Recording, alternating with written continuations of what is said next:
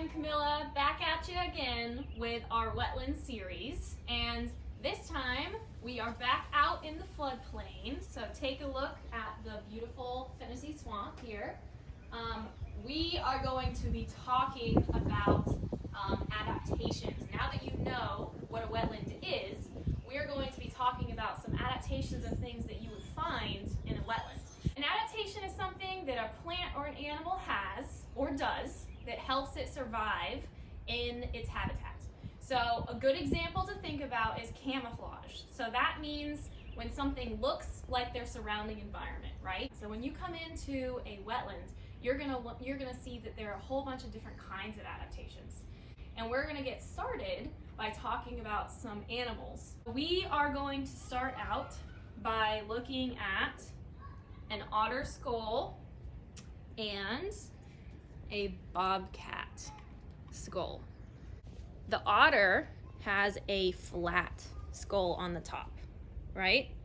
Whereas the bobcat is more rounded on the top.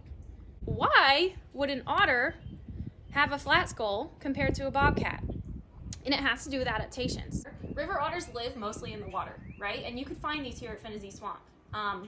And bobcats, they don't like to swim as much, right? You would find these more in the woods. And that is gonna play into why they have the different shaped skull. So I want you to imagine for a second that you're in the pool and you're swimming and you wanna come up to take a breath of air. When you come up, you are going to show your whole head, right? And that's because you have your eyes, nose, mouth, ears all in the front of your face, and you need to stick out your whole head to use all of those things. This otter does not have to do that when it's swimming. Let's say this is the water line and it's underneath and it wants to come up. It only has to show this much of its head, and it can see, it can breathe and smell, and it can listen. And so having that flat skull is a really good adaptation so that it doesn't have to show its whole head when it comes out of the water. So when we're coming out of the water and we're showing our whole head, that wouldn't be good if we were a wild animal, because we need to try to be sneaky, because we could be hunting or we could be being hunted. Another thing is that this is a more hydrodynamic shape, right? And what that means is this is a shape that the water will go right over its head more easily. It's kind of cutting through the water like a wedge, and it will help it be able to swim faster. Because this one lives in the water, the otter, it has an adaptation with its head to help it be able to better survive in the water. Now let's talk about some different animals. We have a beaver skull that I want you guys to check out. It looks a little crazy, and I want you to notice it still has that flat skull on the top. We also have an alligator skull. And alligators also have a flat skull, but they are using their flat skull for different reasons. Let's start with the alligator. Alligators are predators, and that means that they eat other animals.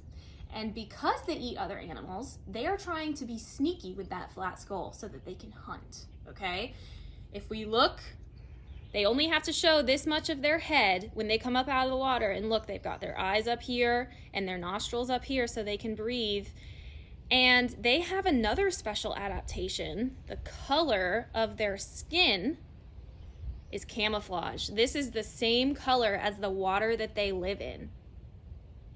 That's gonna help them to be extra sneaky. So they are going to use their flat skull. They're only gonna show this much of their head, and when they're hunting, most likely the animal probably won't even see them coming, because they will look like a log or a rock, and they are really good at camouflaging. So that is why alligators have flat skulls, is so they can hunt their prey, right? And that's what we call animals that get eaten by other animals. Beavers are a little different. We talked about otters earlier. Otters are actually predators. They'll eat fish and things. Beavers are different than otters. They are not predators. They eat plants. So they are actually a prey animal, and otters could be too. But because beavers are a prey animal, when they are being sneaky, and I'll show you, when they stick their head up out of the water, they only have to show this much of their head because it's flat, right? And their eyes, their nose, their ears are all up here. So when they're doing that, they're looking around and making sure the coast is clear before they get out of the water. And because they're prey animals, they are a little bit more scared than the alligator of being eaten. So because they have different lifestyles, one is prey, one is predator, they are checking out for different things when they're checking with their flat skull and staying hidden. Now we're going to be talking about some different adaptations that have to do with teeth. So again, I have a beaver skull with some crazy teeth in this guy's mouth. And I have a gray fox. And their teeth are very different than a beaver. And we're going to talk about why. Those are extremely different mouths, right? And there's a reason. These mouths are adapted to do different things. So let's start with the fox. Foxes, they have lots of very sharp teeth. And the reason for that is because they actually eat a lot of meat. Now, foxes are actually omnivores, which means that they will eat meat and plants, but they mostly eat meat. So their teeth are mostly really sharp because they don't walk around with a knife in their pocket so they can cut up their steak like we do at home. They have knives in their mouth. So they have these really sharp teeth so that as soon as they catch their food, which is meat, they don't have to worry about choking on it. They can tear it up very easily with those sharp teeth. Beavers have a completely different diet compared to a fox. And you guys can see their teeth are crazy looking. These front teeth are very special. They are made specifically to be able to help the beaver bite into trees. So beavers are herbivores, which means that they eat plants. And because they eat plants, they don't even need any sharp teeth because they're not tearing up meat. So they have these very special front teeth that they use to bite into trees, and they are going to send the wood of the trees, because they will actually eat certain layers of the tree. They are going to send it to their back teeth, where they have really special layered back teeth that they're going to use to grind up that hard to chew stuff, that wood and stick, which is so fibrous, and they can chew it up to the point where it's safe for them to swallow. So because these two animals have different diets, their teeth have adapted to help them eat those diets. Now these teeth are very different than our teeth. Hopefully you guys don't think that I have the same buck teeth as the beaver, right? But they have the same kinds of teeth generally. So these are called incisors, and we have incisors right here. And those are our teeth that we use to bite into things and tear things off. They just have very different incisors than we do. And beavers, they have this huge gap right here.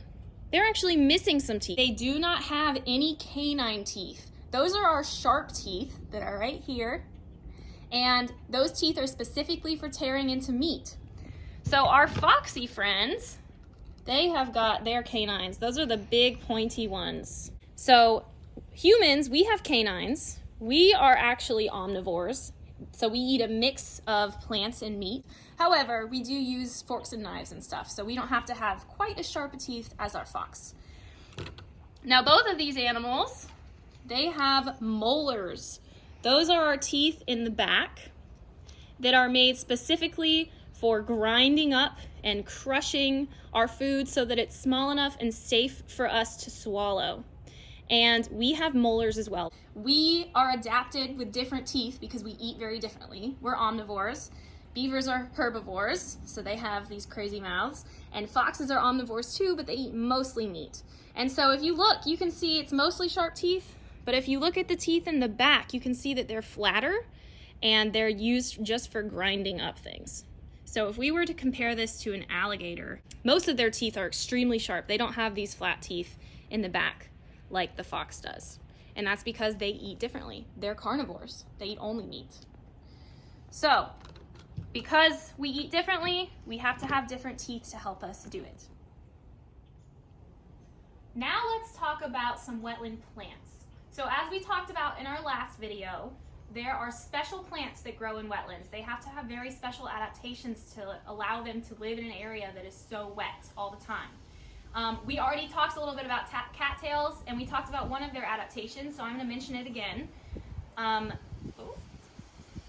So I grabbed a cattail head right here, and you can see that its adaptation that when it gets fluffy like this, the seeds are actually doing that to be able to move around with the wind.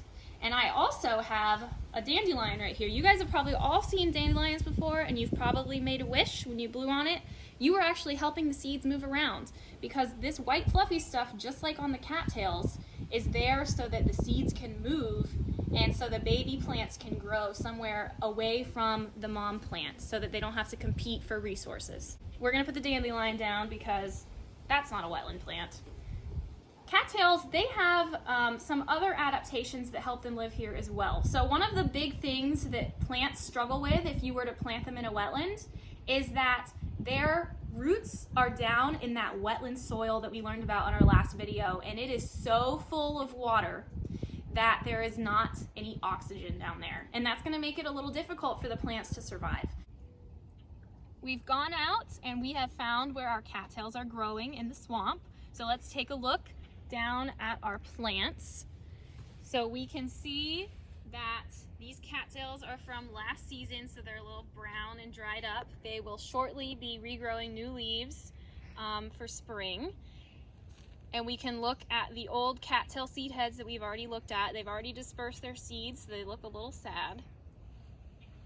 But these leaves down here, what we did is we cut off a piece of them, and we're gonna look at what's inside because that's where we can see its adaptation. Take a look, this is the piece we cut off. If you look at it from this way, if you look at its cross section, you can already see that there's something interesting going on inside of there. What we're gonna do is I am going to pull down one side and we are going to look at the secrets inside of this leaf. All right, take a look. You should see little white boxes, and those are called parenchyma, which is kind of a fun word. And what these are spaces to hold oxygen. When plants are making food for themselves, they're doing a process called photosynthesis, where they take the sunlight and they turn it into sugars, basically. And they're also producing oxygen. They don't get rid of all of their oxygen. They will put some of it in these boxes, these parenchyma. And they do that because they can't get any oxygen out of the soil like normal dry land plants can.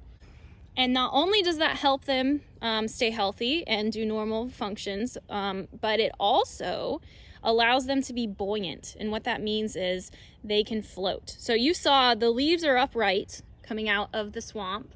But what I mean by that is that if the water level changes, which it definitely does here at the swamp, especially lately, when the water level changes, the leaves can kind of stay up as much as they can to keep being able to access sunlight so they can keep photosynthesizing and making food for themselves. That adaptation is an adaptation that you'll see in a lot of wetland plants because they all have the same problem. They all need that oxygen. So a lot of them have parenchyma inside. Now we're going to be talking about snakes a little bit. So snakes have scales, right? Because they're reptiles, but they also have a thin layer of skin on the outside of their scales. And they shed their skin because it does not grow with their body.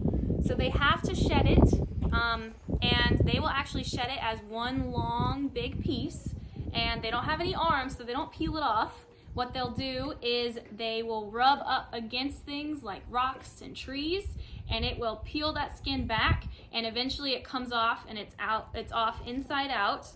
And so if you look, I have some snake skin right here that we found in the woods, and you can see where each piece of skin covered a scale, which is why it kind of has that pattern. And we also have a scope set up so that we can look at this skin a little closer.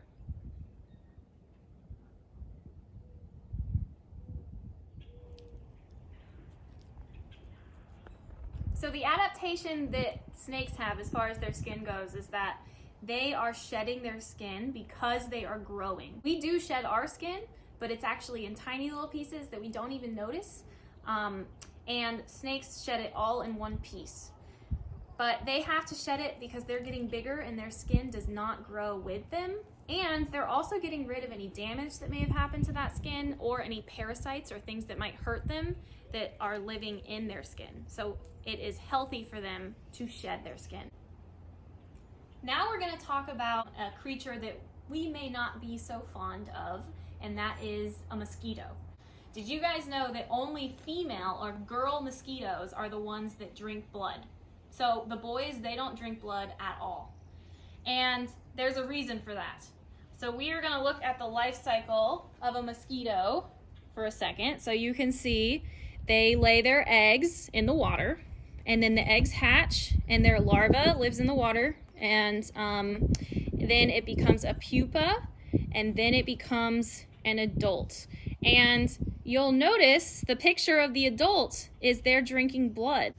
The female mosquitoes, they have to drink blood before they can lay their eggs. And that's because they're getting special things from the blood, like special proteins, that they have to have in order to be able to have successful eggs.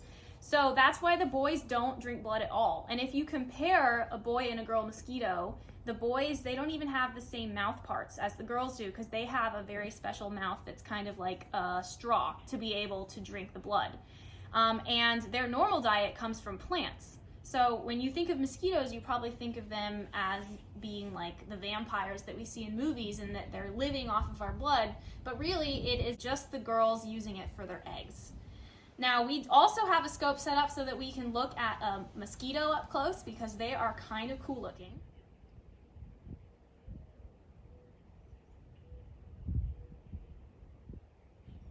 So here at Phinizy Swamp, we have lots of different kinds of birds that you would find. And they look a little different from each other. So I have a picture of two different birds right here. The long skinny white one is called a great egret, and the one on the right is a type of duck called a northern shoveler. And they look extremely different. Notice how this one is tall and skinny, and this one is short and round. And there is a reason for that. Their bodies are adapted to help them move and get food. Egrets, they are tall and skinny and they have those really long legs, and the reason is because they're a type of wading bird, which means that they like to go into shallow water and wade in the water, which means just stands there. And they're not getting their body wet because their legs are long enough.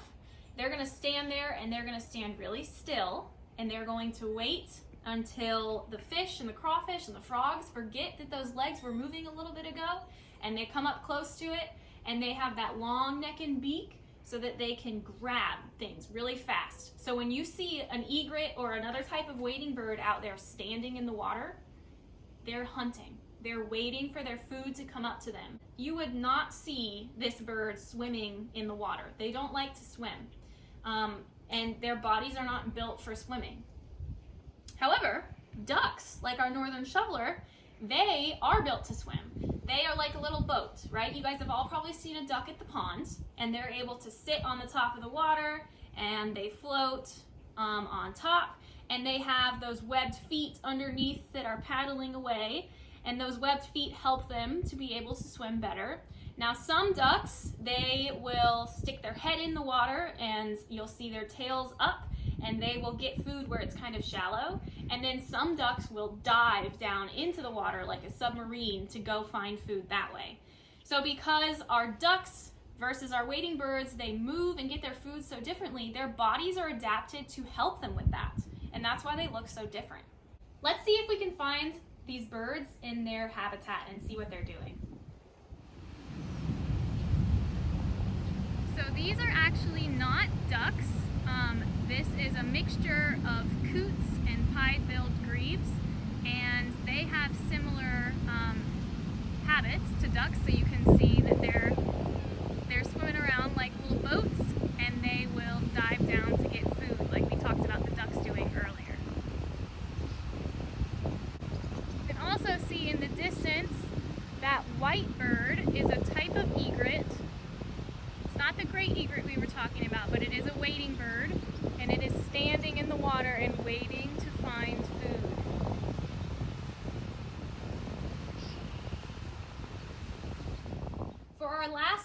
adaptation, we're going to talk about something we mentioned in our last wetland video. We're going to be talking about our bald cypress trees again.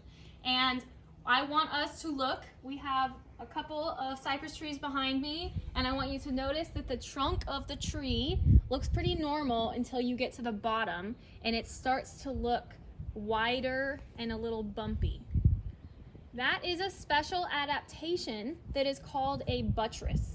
And the reason that you will see wetland trees buttressing is because their roots are down in that wetland soil that's full of water that we looked at in our last video as well. And they're not as stable in the ground as if they were growing on dry land. So they are going to get wider at the base, which is that buttress, and that is going to help them be more stable when there's a big storm. So if we act it out, so you guys can do this at home, if you stand with your feet together and you have your arms out like your branches, and you pretend that there's a big storm coming through, so you're flailing your arms around, you might feel a little unstable. You might even fall, so be careful. But if you take your feet and you put them wider apart, this is your buttress, and you do it again, you are much more stable, right? So that's because you have more support and you are not as likely to fall over, and that's exactly what these trees are doing. We have learned about a whole bunch of different adaptations of things that you would find here at Phinizy Swamp, but there are actually adaptations all over the place. Every living thing is adapted in some way to help it survive. So I want to challenge you guys. The next time you see a living thing, I want you to think about an adaptation that that creature might have that is helping it survive. So it's as easy as thinking, okay, well, birds have feathers so they can fly, and frogs have long tongues so they can grab their food, and spiders build webs. There are adaptations everywhere. So I want you guys to think about that next time you're looking at an organism.